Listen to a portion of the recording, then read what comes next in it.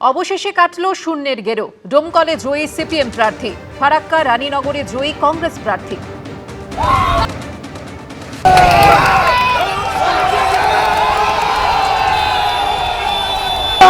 লোকসভায় শূন্য, বিধানসভায় শূন্য। কি বলবেন? দেখুন, শূন্য আমরা শূন্য ছিলাম, কিন্তু বিধানসভায় শূন্য ছিলাম, রাস্তার লড়াইয়ে শূন্য ছিলাম না। এবারে রাস্তার লড়াইয়ে আমরা শূন্য থাকিনি, যা হোক বিধানসভায় শূন্য ছিলাম, এবারে শূন্য থেকে এক হলাম।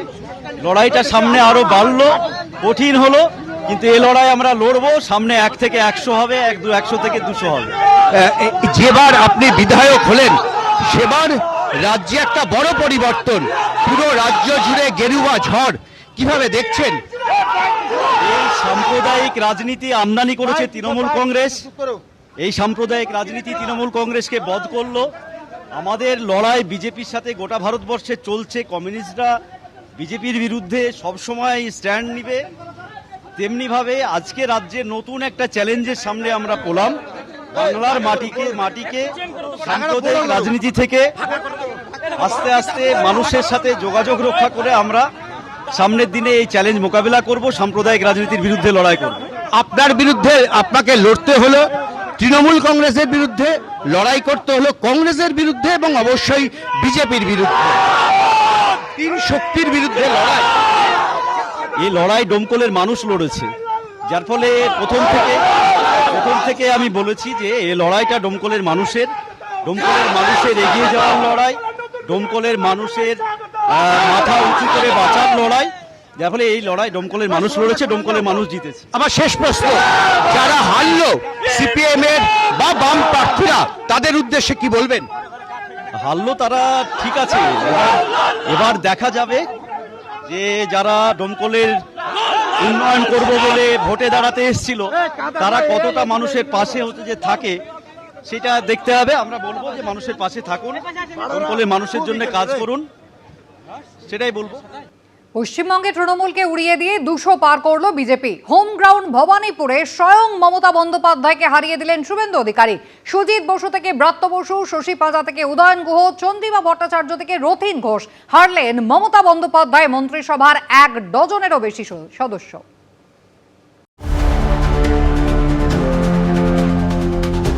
পদ্মঝড়ে ছারখার হয়ে গেল জোড়া ফুলের বাগান। তৃণমূলের থেকে মুখ ফেরালো পাহাড় জঙ্গল থেকে কলকাতা সহ দক্ষিণবঙ্গ। তৃণমূলকে উড়িয়ে দিয়ে 200 পার করল বিজেপি। দর্প চূর্ণ করে তৃণমূলকে 100-র নিচে নামিয়ে আনল পশ্চিমবঙ্গের মানুষ। হারলেন স্বয়ং মমতা বন্দ্যোপাধ্যায়।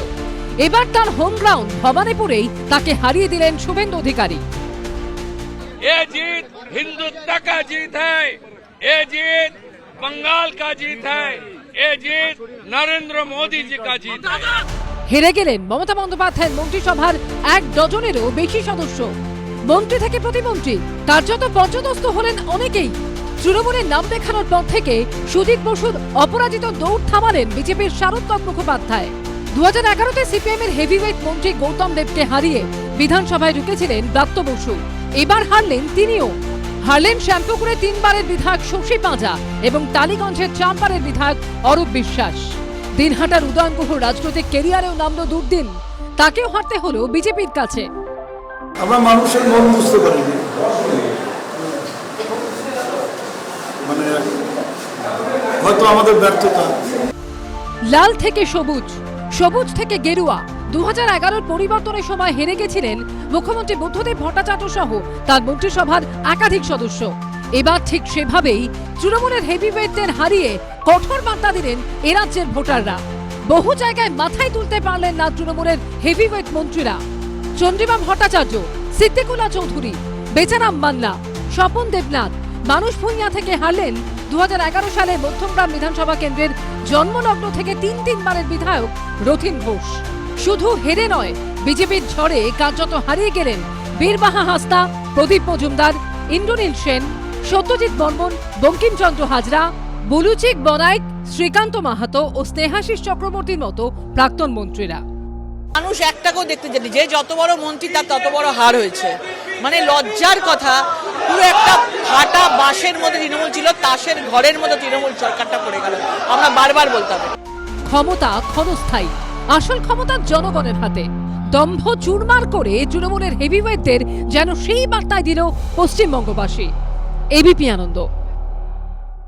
এবিপি আনন্দ, এগিয়ে থাকে, এগিয়ে রাখে।